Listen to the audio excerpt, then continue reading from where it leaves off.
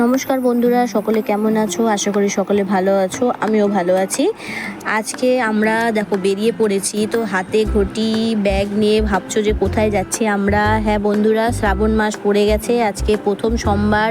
তো আমরা সকলে উপোস করেছি, বাবা ভোলানাথের মাথায় জল ঢালবো, সেই জন্য আমরা নদীতে যাচ্ছি।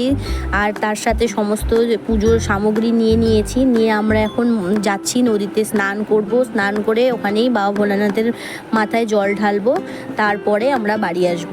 তো সেই জন্য আমরা সকলে মিলে বেরিয়ে পড়েছি। দেখতেই পাচ্ছ যে প্রথমে রাস্তা, তারপরে জমির ভেতর দিয়ে আমরা কত দূর যাচ্ছি, কেন আমাদের বাড়ি থেকে অনেকটা দূর নদী। তো আমরা খালি পায়ে গরমের মধ্যে হেঁটে হেঁটে যাচ্ছি। তো ফাইনালি কষ্ট করেছি, যেহেতু উপোস করেছি তো একটু তো কষ্ট করতেই লাগবে। তো দেখো চলে এসেছি আমরা নদীতে। আমার এই ভিডিও তোমরা কারা কারা দেখছো অবশ্যই কমেন্ট করবে। আর যারা নতুনে আমার এই ভিডিও দেখছো তারা অবশ্যই আমার এই চ্যানেলটিকে সাবস্ক্রাইব করবে। তোমাদের প্রত্যেকের একটা করে সাবস্ক্রাইব আমার এই চ্যানেলটিকে এগিয়ে নিয়ে যেতে অনেক সাহায্য করবে। 16 সোমবারের ব্রত যে কোনো মাসের প্রথম সোমবার থেকে শুরু করা যায়, কিন্তু যেহেতু শ্রাবণ মাস বা ভোলানাথের মাস, তো এই মাস থেকেই 16 সোমবারের ব্রত করা নাকি খুবই ভালো। তো আমিও এই সোমবার থেকেই শুরু করলাম 16 সোমবারের ব্রত।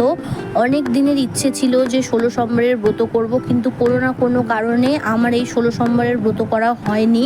বাবা ভোলানাথও চায়নি হয়তো, সেই জন্য আমি করতে পারিনি। তো আজ বাবা ভোলানাথ মুখ তুলে চেয়েছেন, তো এই সোমবার থেকেই আমি শুরু করছি।